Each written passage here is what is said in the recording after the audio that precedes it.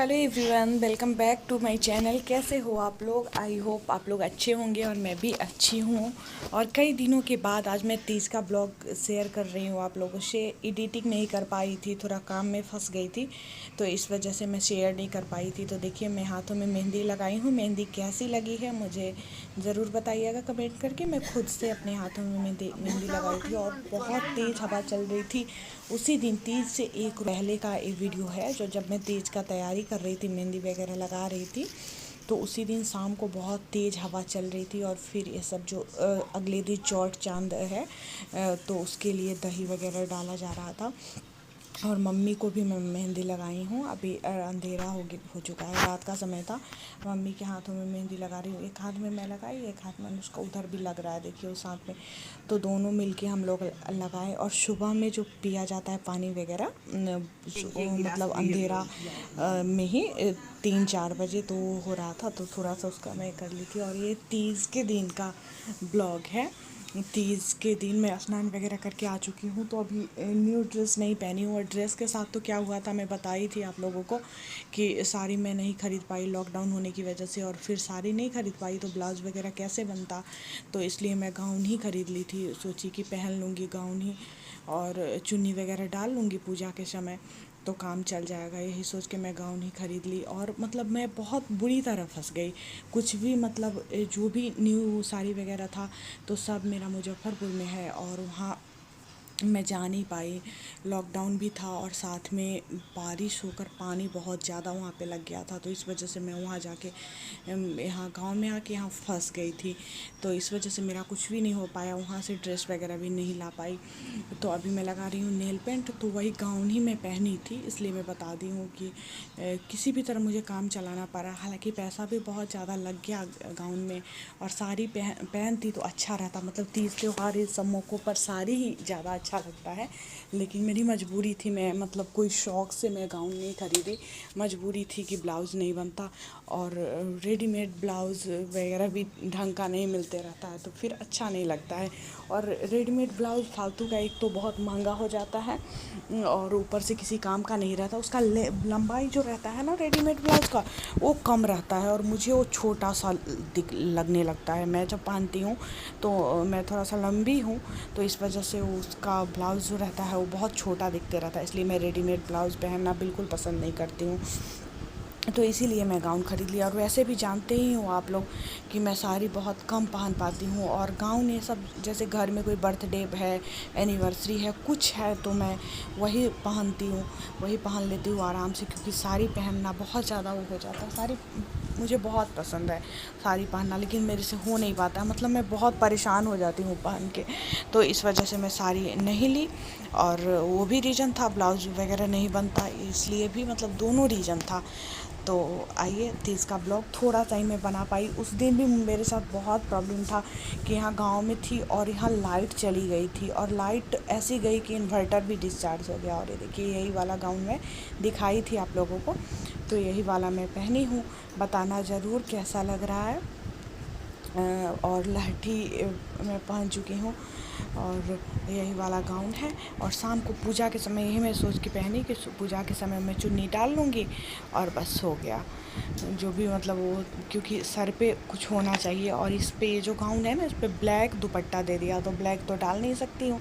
और अभी मुझे लग रहा है सिंदूर, नाक तक का जो सिंदूर होता है वही अभी लग रहा है। तीज के दिन हम लोगों के रिवाज में, हम लोगों के यहाँ एकदम नियम से लगाया ही जाता है नाक तक पूरा सिंदूर। मतलब हम लोगों के यहाँ का ये तीज त्यौहार कुछ भी हो, जैसे छठ हो, तीज हो, किसी का शादी हो रहा हो, तो उसमें जो रीति रिवाज है, तो उसमें जितनी भी सुहागिन महिलाएं होती हैं, सबको ये नाक तक पूरा सिंदूर लगाया जाता है, इसी तरह लगाया ही जाता है।